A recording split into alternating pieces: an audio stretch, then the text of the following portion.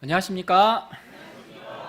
지난주 여름 수양회 가운데 풍성한 말씀의 은혜를 주신 하나님께 감사합니다. 지금 이 시각 멀리 미국에서는 국제 수양의 마지막 날을 앞두고 있습니다. 아마 토요일 저녁 9시 30분이겠죠? 예. 지금 JBF 수양회도 마지막 날입니다. 아침에 찬양하는 모습을 보니까 정말 홀리졸리 2 같아서 너무나 자랑스러웠습니다.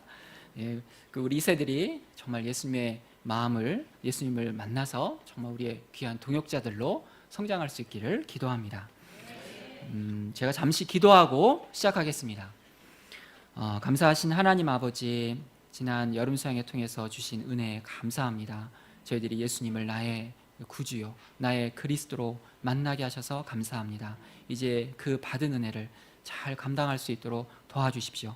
이 시간 한마디 말씀에 은혜를 주셔서 성령께서 참 역사해 주시길 간절히 기도합니다. 죄인의 모든 허물을 가리워 주시고 말씀만 드러내게 도와주십시오. 예수님의 이름으로 기도드렸습니다. 아멘. 지난 한 주 동안 우리는 여름 수양회를 통해 받은 은혜를 어떻게 잘 감당하셨습니까? 이번 여름 수양회는 프로그램이 많지 않아서 말씀과 소감에 집중할 수 있어서 좋았습니다. 저는 학창 시절 열심히 수양회를 섬기고 끝나면 스트레스를 풀어야 한다며 그동안 못 본 영화를 몰아보며 받은 은혜를 다 까먹는 경우가 많았습니다. 우리가 수양회 때 은혜를 받는 것도 중요하지만 받은 은혜를 잘 간직하고 풍성히 누리는 것이 더 중요한 것 같습니다. 저는 말씀을 준비하면서 오늘 말씀은 아직 끝나지 않은 수양의 마지막 말씀처럼 생각되었습니다. 수양의 마지막 말씀은 통상 포도나무 비유로서 내 안에 거하라, 아니면 내가 나를 사랑하느냐, 요한복음 말씀이 많았습니다. 이 시간 아직 끝나지 않은 수양의 마지막 말씀처럼 들을 수 있기를 기도합니다. 그리하여 받은 은혜를 잘 간직하고 더 풍성히 누릴 수 있기를 기도합니다.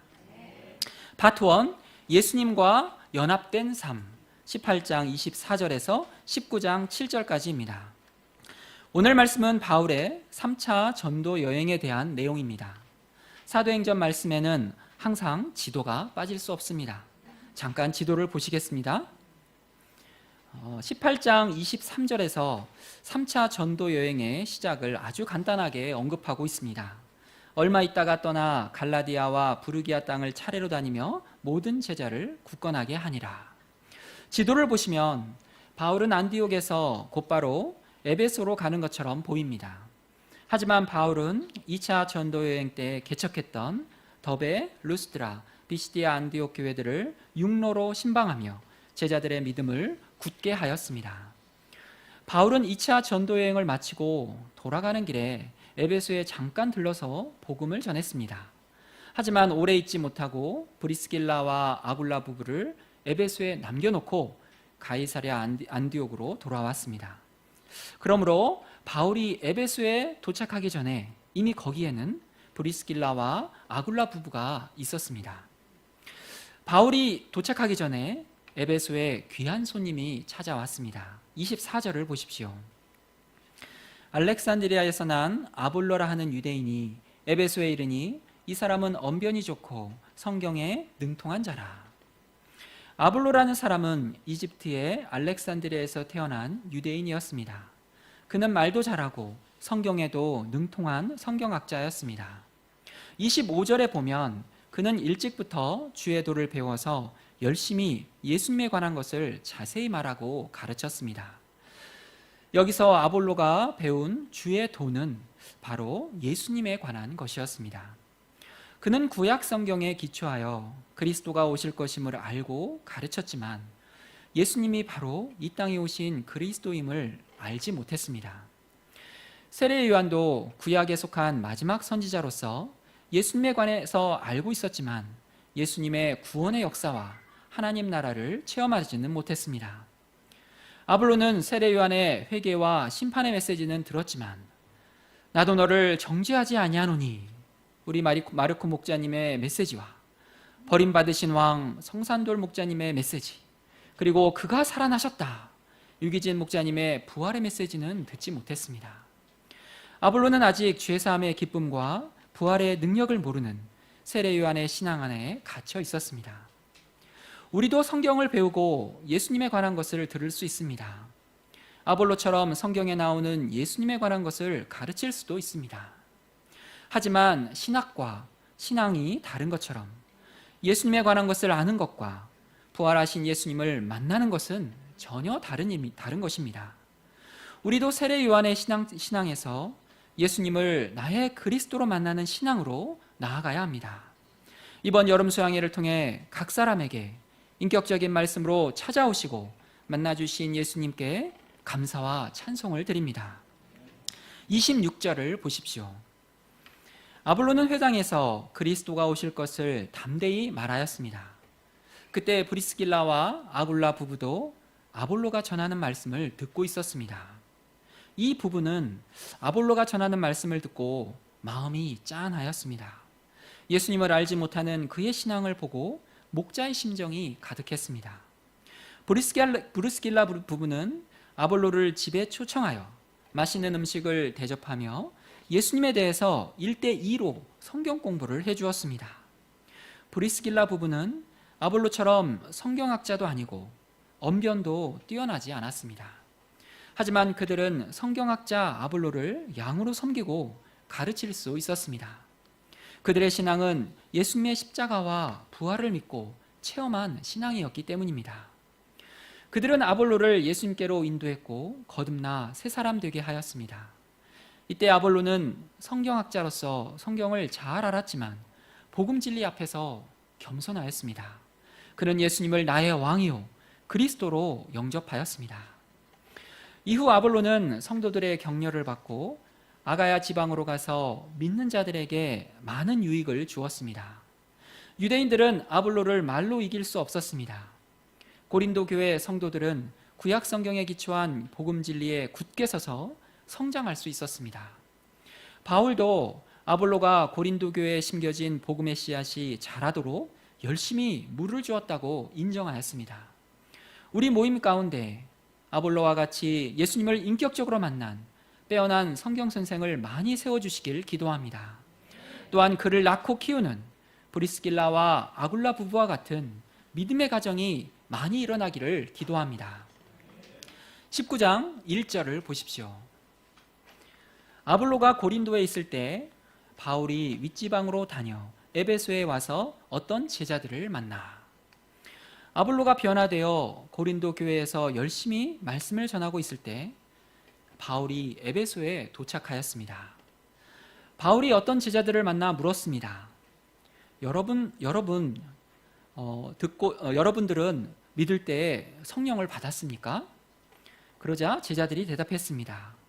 우리는 성령이 계시다는 것조차 들어본 적이 없습니다. 그러자 바울이 다시 물었습니다. 그러면 여러분들은 어떤 세례를 받았습니까? 그들이 대답했습니다. 요한의 세례를 받았습니다. 바울과 제자들의 대화를 들으며 어떤 생각이 드십니까? 그들도 아볼로의 신앙과 비슷한 것처럼 보입니다. 그들도 요한의 세례에 머물러 있었습니다. 요한의 세례에 머물게 되면 도덕적이고 율법적인 신앙생활에 머물러 있게 됩니다. 죄가 무엇인지 깨닫고 죄를 짓지 않고자 애쓰지만 또다시 넘어질 때 자학하게 됩니다. 신앙생활을 열심히 하지만 성령의 열매가 없습니다. 회개는 하지만 죄사함에 확신이 없고 기쁨이 없습니다. 예수님은 니고데모에게 사람이 물과 성령으로 거듭나지 않으면 하나님 나라를 볼 수 없다고 말씀하셨습니다. 사람이 거듭나기 위해서는 성령 세례를 받아야 합니다. 세례는 연합을 의미합니다. 성령께서 내 안에 오셔서 거처를 삼으시고 항상 내주하시는 것입니다. 이것은 우리가 구원받았다는 보증입니다. 로마서 8장 9절은 말합니다. 만일 너희 속에 하나님의 영이 거하시면 너희가 육신에 있지 아니하고 영에 있나니 누구든지 그리스도의 영이 없으면 그리스도의 사람이 아니라. 성령 세례는 그리스도의 영이 내 안에 거하시는 것입니다. 바울은 12명의 제자들에게 주 예수의 이름으로 세례를 주고 안수해 주었습니다. 그때 성령이 임하고 그들이 방언으로 말하며 예언을 하기 시작했습니다. 성령 세례는 이처럼 방언과 예언처럼 눈에 보이는 은사들로 나타날 수 있습니다. 하지만 우리는 여름 수양회에서 소감을 쓰고 발표하며 예수님을 나의 왕, 그리스도라고 고백하신 분들을 봅니다. 그것은 오직 성령께서 하시는 일입니다. 사람의 의지와 결심으로는 절대 하나님을 아버지라고 부를 수 없고 예수님을 그리스도로 고백할 수 없기 때문입니다. 마음으로 믿고 입으로 고백하라는 것이 성령 세례의 증거입니다. 이때 예수 그리스도의 영이 우리 안에 거하십니다. 이처럼 우리가 성령 세례를 받고 하나님의 자녀로 거듭났지만 아직 내 안에 계신 성령님이 느껴지지 않고 들리지 않을 수 있습니다. 이는 마치 갓난아기가 갓 태어난 후에 아직 아빠 엄마의 얼굴을 보지 못하고 목소리도 알아듣지 못하는 것과 같습니다. 하지만 아이가 자라면서 눈이 떠지고 귀가 열립니다. 마찬가지로 성령으로 거듭난 사람도 성령님을 알고 그분의 음성을 듣기 위해서는 자라나야 합니다. 베드로전서 2장 2절 말씀입니다. 갓난아이들 같이 순전하고 신령한 젖을 사모하라. 이는 그로 말미암아 너희로 구원에 이르도록 자라게 하려 함이라. 여기서 순전하고 신령한 젖은 하나님의 말씀입니다. 우리가 신령한 젖인 말씀을 먹고 자라게 되면 내 안에 계신 성령님을 알아보게 되고 그분의 음성을 듣게 됩니다. 그리고 점차 성령님과 동행할 수 있습니다. 신앙생활은 이처럼 성령께서 내 삶의 주인이 되어 성령의 인도하심을 쫓아 살아가는 것입니다. 그런데 성령의 계심을 듣지도 못한 에베소의 제자들처럼 우리는 거듭난 이후에도 성령이 안 계신 것처럼 아는데 모르는 것처럼 생활할 수 있습니다. 성령이 계시지만 성령의 다스림을 받지 않는 삶을 살아갑니다. 그때 죄사함의 기쁨과 구원의 확신이 희미해집니다. 반복되는 죄에 넘어지고 무기력하게 죄의 세력에 끌려다닙니다. 성령은 거룩한 영이기 때문에 죄와 함께할 수 없습니다. 또한 성령은 인격적이신 분이기 때문에 우리를 강압적으로 인도하지 않으십니다. 그러므로 우리가 죄를 짓거나 내 마음대로 살고자 하면 내 안에 성령님은 힘을 잃고 조용히 탄식하십니다. 데살로니가전서 5장 19절에서 22절은 말합니다. 성령을 소멸하지 말고 예언을 멸시하지 말고 범사에 헤아려 좋은 것을 취하고 악은 어떤 모양이라도 버리라. 우리는 내 마음대로 살고자 성령님을 문간방으로 쫓아내지 말아야 합니다. 예언은 하나님의 말씀을 의미합니다. 우리는 나에게 주신 하나님의 말씀을 멸시하지 말고 마음에 새기고 순종해야 합니다. 그때 성령께서 우리의 삶을 주관하시고 인도하십니다. 이것을 성령 충만이라고 합니다. 우리가 세례요한의 신앙에 머물러 있지 말고 성령님이 내 삶의 주인 되어 동행하는 삶, 성령 충만한 삶으로 나아가야 하겠습니다. 우리가 어떻게 이런 성령 충만한 삶을 살 수 있습니까? 파트 2, 두란노 서원에서 날마다 강론하니라. 8절을 보십시오. 바울이 회당에 들어가 석 달 동안 담대히 하나님 나라에 관하여 강론하며 권면하되, 바울은 에베소에 있는 유대인 회당에서 3개월 동안 말씀에 대하여 토론하고 복음을 받아들이도록 설득했습니다. 이처럼 말씀을 전한 결과가 어떠합니까? 9절 상반절을 보십시오. 어떤 사람들은 마음이 굳어 순종하지 않고 무리 앞에서 이 도를 비방하거늘. 마음이 굳다는 말은 딱딱한 길가처럼 말씀의 씨앗이 뿌려졌지만 들어가지 않고 튕겨져 나오는 것을 말합니다. 마음의 교만과 고집 때문에 그들은 받아들이지 않을 뿐만 아니라 사람들 앞에서 복음을 비방하고 욕하고 다녔습니다. 이때 바울은 그들과 불필요한 논쟁을 하며 시간과 에너지를 낭비하지 않았습니다. 9절 하반절 말씀을 같이 한번 읽어보시겠습니다. 시작.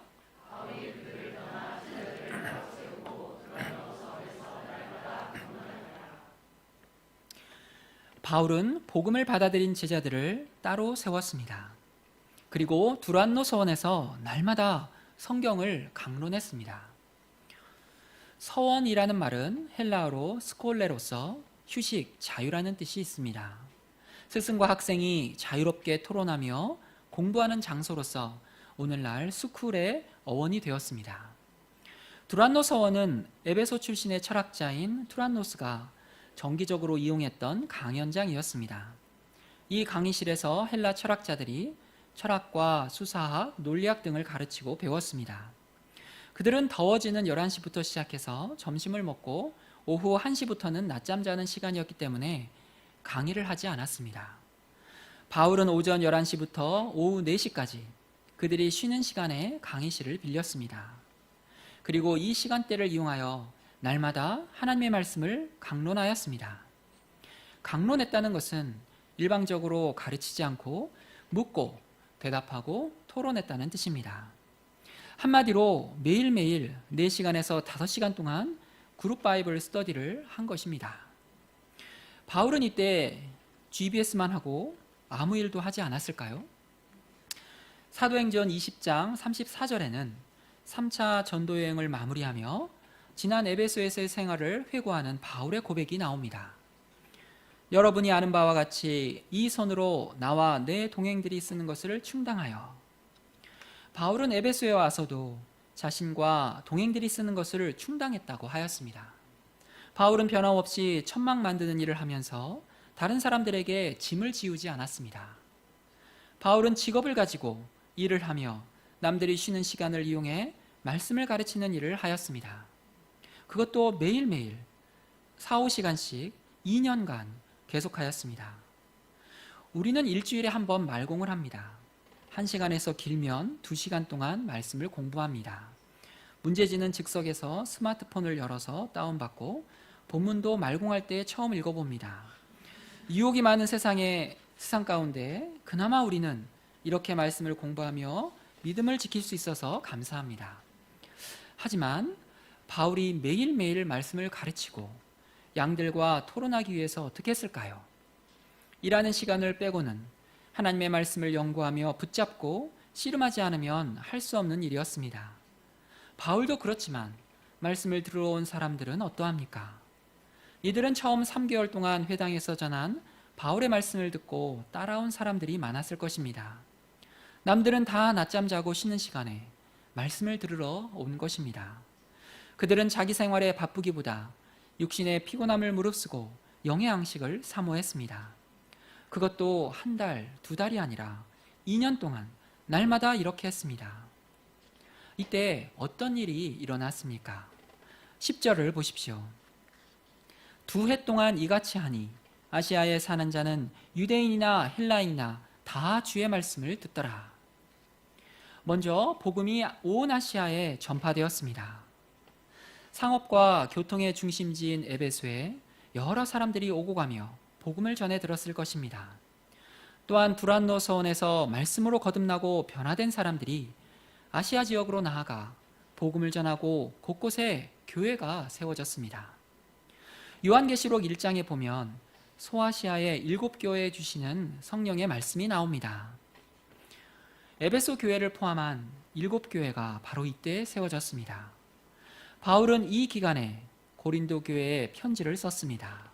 그 편지가 고린도전서입니다. 에베소에서 집중적으로 강론한 말씀에 기초하여 이후에 방문한 고린도에서 3개월을 머물며 로마서를 썼습니다. 또한 말씀과 성령의 역사는 바늘과 실과 같습니다. 말씀이 전해지는 곳에는 항상 성령의 능력이 나타났습니다. 바울이 말씀에 사로잡혔을 때 하나님은 바울의 손으로 놀라운 능력을 행하게 하셨습니다. 심지어 바울이 천막을 만들거나 가죽을 가공할 때 사용했던 손수건이나 앞치마를 병든 사람에게 얹기만 해도 병이 낫고 악한 귀신도 쫓겨나갔습니다. 13절을 보십시오. 이에 돌아다니며 마술하는 어떤 유대인들이 시험 삼아 악귀 들린 자들에게 주 예수의 이름을 불러 말하되 내가 바울이 전파하는 예수를 의지하여 너희에게 명하노라 하더라. 마술하는 유대인들은 예수님이 누구신지에는 관심 없고 바울처럼 귀신을 쫓아내어 사람들 앞에서 자기 능력과 이름을 과시하고 싶었습니다. 유대의 한 제사장 스게와의 7 아들들이 그러했습니다. 그들은 귀신 들린 사람 앞에서 바울이 전파하는 그 예수의 이름으로 귀신을 쫓아내고자 하였습니다. 악귀가 물었습니다. 내가 예수도 알고 바울도 알지만 너희는 누구냐? 이 말은 내가 예수님과 어떤 관계냐 묻는 말이었습니다. 그들은 예수님의 이름을 불렀지만 예수님과 아무 관계가 없었습니다. 귀신은 예수님 이름만 부르는 사람을 전혀 무서워하지 않았습니다. 오히려 예수님 이름을 불러서 깜짝 놀랐다며 왜 귀신을 놀래키냐고 그들에게 뛰어올라 죽도록 팼습니다. 17절을 보십시오. 에베소에 사는 유대인과 헬라인들이 다 이 일을 알고 두려워하며 주 예수의 이름을 높이고, 예수님의 이름 권세 앞에 눈에 보이지 않는 귀신의 세력이 드러났습니다. 예수님의 이름에는 함부로 할 수 없는 권세가 있었습니다. 이 일을 다 알고 유대인들과 헬라인들이 두려워했습니다. 주 예수의 이름 권세가 더욱 높아지게 되었습니다. 그 결과 많은 믿는 사람들과 믿지 않는 사람들 가운데 놀라운 변화가 일어났습니다. 그것은 회개의 역사였습니다. 18절과 19절을 보십시오. 믿는 사람들은 사람들 앞에서 자기들이 행한 부끄러운 일들을 고백하였습니다. 불신자들 가운데 마술을 행하던 사람들은 말씀을 듣고 그 능력을 체험하고 마술이 얼마나 헛된 것인지 깨닫게 되었습니다. 그래서 마술책을 모아가지고 사람들 앞에서 불태웠습니다. 그 책값만 은 5만이나 되었습니다. 은전 드라크마 하나는 노동자 하루 품삯으로서 은 5만이면 오늘날 50억 원에 해당하는 돈이었습니다. 이것들은 그동안 자기 삶의 생계수단이요 재산이었습니다. 말씀을 배우니 그동안 알지 못했던 헛되고 거짓된 삶이 보이고 깨달아지게 되었습니다. 성경을 공부하던 한 형제가 있었습니다. 어느 날 그동안 모아놓았던 일본의 미야자키 하야오의 애니메이션 CD 타이틀을 부셔서 쓰레기통에 버렸습니다. 이 CD는 그가 모아놓은 소중한 것들이었습니다. 그는 삶이 피곤하고 힘들 때마다 일본 애니메이션을 보았습니다. 그렇게 현실을 도피하고 자기 세계 속으로 들어가면 중풍병자처럼 무기력하게 되었습니다. 하지만 말씀을 배우면서 인간의 선함과 아름다움을 추구하는 인본주의가 하나님 앞에 은밀한 죄인 것을 깨닫게 되었습니다. 더 이상 일본 애니메이션에 빠져서 헛된 상상을 하지 않고자 결심하고 다 부숴버렸습니다. 이와 같이 성경을 공부하게 되면 헛된 생각을 버리고 거짓된 삶에서 벗어나게 됩니다. 이 형제가 누군지 아십니까? 접니다.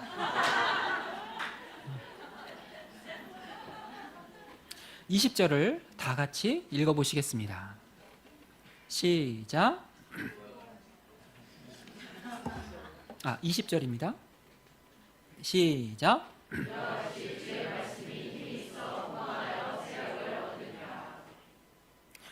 이 말씀을 통해 말씀에는 힘이 있고 성장하고 다스리는 세력이 있음을 알 수 있습니다. 이 땅에서의 삶은 악한 영과 성령의 세력 싸움입니다. 세상의 죄악된 문화와 거룩한 말씀의 세력 싸움입니다. 우리 각 개인도 그렇고 가정도 직장도 사회도 이 싸움에서 벗어날 수 없습니다. 유튜브와 넷플릭스도 세력이 있습니다. 이 세력에 붙잡히면 무기력해지고 세상 가치관과 정욕에 끌려다닙니다. 게임의 세력에 붙잡히면 가상세계와 현실을 혼동합니다. 장래에 대한 두려움의 세력에 붙잡히면 도전도 못하고 포기하게 됩니다. 무기력해 누워 잠만 잡니다. 미움과 시기의 세력에 지배당하면 겉은 멀쩡한데 속은 썩어 들어갑니다. 욕심과 교만의 세력에 지배당하면 똑똑한 사람이 어리석은 말과 행동을 합니다. 우리가 어떻게 이 세력 싸움에서 승리할 수 있습니까? 사도 바울이 두란노에서 날마다 말씀을 강론했을 때 주의 말씀이 힘이 있어 사람들을 변화시키고 사회를 변화시켰습니다. 히브리서 4장 12절은 말씀합니다.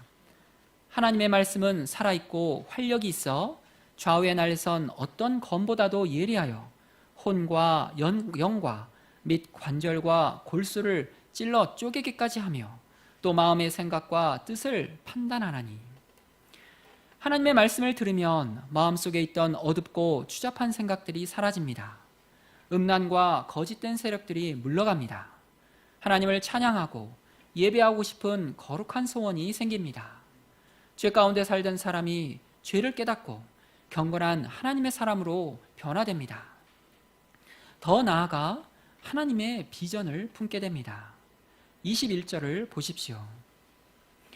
이 일이 있은 후에 바울이 마게도냐와 아가야를 거쳐 예루살렘에 가기로 작정하여 이르되 내가 거기 갔다가 후에 로마도 보아야 하리라 하고. 바울은 에베소에서 말씀이 세력이 되어 사람들이 변하고 사회가 변하는 능력의 역사를 체험하였습니다. 바울은 당시 세계의 중심인 로마에도 복음을 전하고자 하는 비전에 충만했습니다. 하나님은 말씀에 붙잡힌 한 사람을 통해서 전 세계 생명구원의 역사를 이루고자 하셨습니다. 저희 모임인 대학생 성경읽기 선교회의 창립자이신 고 이사무엘 선교사님의 전기가 나왔습니다. 책 제목이 하나님의 말씀에 사로잡힌 사람입니다. 본명은 이창호 목자님이십니다. 꼭 한번 읽어보시기 바랍니다. 이분의 전기를 읽다 보니 목자님이 얼마나 말씀을 사랑하셨는지 구체적으로 알 수 있었습니다. 목자님의 모든 능력과 목자의 심정과 성서한국과 세계선교의 역사가 다 하나님의 말씀에 붙잡힌 삶에서 나온 것임을 알게 되었습니다. 목자님은 1931년에 태어나 생후 8개월 때 어머님이 돌아가셨습니다. 중학교에 가지 못하고 14살부터 인쇄소에서 일하며 주경야독해야 했습니다. 새 어머니로부터 사랑받지 못하고 매맞고 힘들게 번 돈을 다 들여야 했습니다. 일제 강점기를 거쳐 6.25 전쟁 때 학도병으로 낙동강 전투에 참전했습니다. 친구가 총에 맞아 죽어가는 모습을 지켜봐야 했습니다. 이창호 목자님은 예수님을 믿었지만 인생의 슬픔과 상처는 쉽게 낫지 않았습니다. 이때 목자님은 성경을 읽었고 그때 한마디 말씀이 강한 빛으로 임하게 되었습니다. 에베소서 2장 10절, 우리는 그의 만드신 바라 그리스도 예수 안에서 선한 일을 위하여 지으심을 받은 자니 이 일은 하나님이 전에 예비하사 우리로 그 가운데서 행하게 하려 하심이라. 목자님은 이 말씀으로 자신의 존재 의미뿐만 아니라 지금까지 겪은 고난의 의미를 깨달았다고 하였습니다. 이후 목자님은 하나님의 말씀에 붙잡힌 사람이 되었습니다. 광주를 시작으로 전주, 대전, 대구, 서울의 대학교들이 개척되었습니다. 1977년 미국 시카고에 선교사로 가시고 2002년 71세의 나이로 소천하시기까지 유럽과 미국, 러시아, 중남미, 아프리카, 아시아 85개국의 나라에 1,500명의 선교사가 파송되었습니다. 그분의 말씀 중심의 삶은 우리가 지금 잘 알고 있는 일용할 양식, 1:1 성경 공부, 그룹 성경 공부, 소감, 강해식 메시지, 말씀 문제지, 말씀 강의안을 보면 잘 알 수 있습니다. 하나님의 말씀에 사로잡히면 한 사람의 인생이 바뀌고 나라가 바뀌고 세계가 바뀐다는 것을 발견하게 되었습니다. 저희가 이사무엘 목자님의 말씀 사랑의 영적 유산을 잘 이어받을 수 있기를 기도합니다. 23절부터 말씀의 권세로 인하여 에베소에서 일어난 소동이 나옵니다. 이 소동은 아데미 우상을 만들어 파는 데메드리오라는 은세공업자의 탐심으로 시작되었습니다. 하지만 말씀이 세력을 얻을 때 도시가 소동하고 변화된다는 것을 보여줍니다. 이때 하나님은 이방인 관리인 서기장을 세우시고 믿는 자들을 보호해 주셨습니다. 서기장은 과거 고린도 법정에서 바울에게 유리한 판결을 내린 갈리오 총독과 같은 역할을 하였습니다. 이를 통해 기독교는 이방 세계의 법과 질서를 어지럽게 하는 것이 아니라는 것을 인정받게 하셨습니다. 결론입니다. 오늘로써 여름 수양의 마지막 에필로그 강의가 끝났습니다. 예수님의 십자가와 부활의 복음으로 시작된 하나님의 자녀된 사람은 이제 말씀으로 자라나야 합니다. 성령님과 동행하며 이 땅에서 하나님이 예비하신 일을 하기 위해서 말씀의 세력에 사로잡혀야 합니다. 2002년 1월 7일 새벽 독일 하이델베르크 홍갈렙 선교사님이 이사무엘 선교사님에게 전화를 드렸습니다. 미국 시카고는 밤 10시였고 이사무엘 선교사님이 소천하시기 하루 전날 밤이었습니다. 이때 이사무엘 선교사님은 말씀하셨습니다. 성경을 읽으십시오. 성경을 공부하십시오. 성경의 사람이 되십시오. 저희도 이 유훈을 기억하며 부지런히 성경을 읽고 공부하며 이 음란하고 폐역한 시대에 말씀의 세력에 붙잡힐 수 있기를 기도합니다. 제가 기도하고 마치겠습니다. 감사하신 하나님 아버지, 저희에게 귀한 하나님의 말씀을 주셔서 감사합니다. 또 이 말씀에 붙잡히고 이 말씀에 사로잡힌 믿음의 선배들을 주셔서 감사합니다. 주님, 이 음란하고 폐역한 시대 가운데 저희들이 주님과 동행하며 성령의 뜻을 알고 하나님의 뜻을 이루는 믿음의 삶을 살게 도와주십시오. 이를 위해 정말 말씀에 붙잡힌 삶을 하루하루를 살 수 있도록 도와주십시오. 감사하며 예수님의 이름으로 기도드렸습니다. 네.